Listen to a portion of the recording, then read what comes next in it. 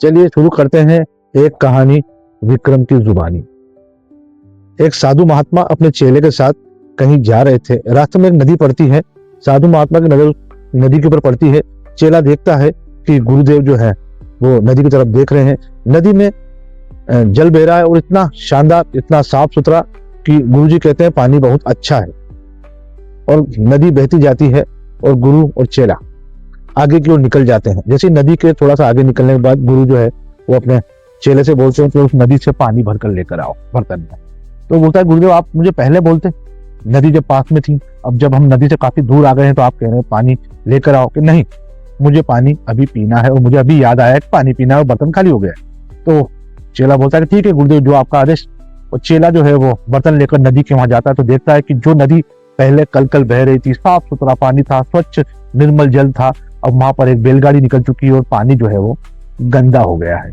और गंदा भी ऐसा कि आसपास के जो पत्ते किनारों पर लगे हुए थे वो अब नदी के बीचों बीच बह रहे हैं। यानी पानी जो है अब गंदा हो गया है, कीचड़ नुमा हो गया है और अब पानी को पिया नहीं जा सकता है। तो वो बिना बर्तन को पानी से भरे गुरुदेव के पास जाता है और कहता है महात्मा जी मैं तो लेने तो गया था जल, लेकिन जल तो गंदा हो गया है। तो गुरुदेव कहते हैं कोई बात नहीं, तुम जाओ और वापस और वो जल को लेकर आओ, मुझे पानी की प्यास लगी है।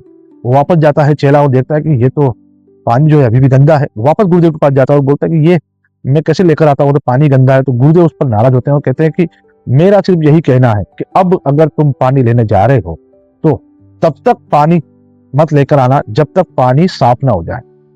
तो वो सोचता है ठीक है गुरुदेव का आदेश है। वो जाता है, 1 घंटे 2 घंटे 3 घंटे बाद पानी जो है वो साफ हो जाता है। उसका जो कीचड़ है वो एक तरफा हो जाता है और पानी की वो बर्तन भर के वो गुरुदेव के पास ले जाता है और गुरुदेव से पूछता है गुरुदेव इसमें भी मुझे आप कुछ समझाना चाहते हैं, आप क्या समझाना चाहते हैं? क्योंकि पानी जो है मैं आपको चाहता तो आने वाली जो रास्ते में जो कोई नदी आती है या तालाब आता है, कुआं आता है, मैं आपको पानी पिला सकता था, लेकिन आपने तो रट पकड़ ली कि नहीं, पीछे जो नदी निकली है वही पानी पीना है।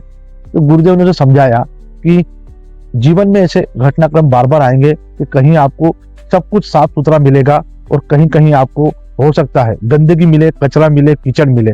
स्वच्छता जब भी मिलेगी आप उसे आसानी से ग्रहण कर लेंगे, लेकिन जो गंदगी होगी उसके लिए क्या करना है, क्योंकि ये जीवन है, गंदगी भी मिलेगी। तो गंदगी जब भी मिले तो एक ठहराव करो, इंतजार करो कि वो गंदगी जो है वो स्वतः अपने आप निकल जाएगी और जब वो जगह स्वच्छ हो जाएगी या वो चीज स्वच्छ हो जाएगी तो हम उस चीज को धारण कर सकें। तो जीवन में स्वच्छता और गंदगी दोनों आते हैं। गंदगी से अगर बचना है तो थोड़ा सा ठहर जाइए, थोड़ा सा इंतजार कीजिए, गंदगी अपने आप हटती चली जाएगी। तो ये थी आज की कहानी विक्रम की जुबानी। मिलते हैं एक नई कहानी के साथ कल परसों।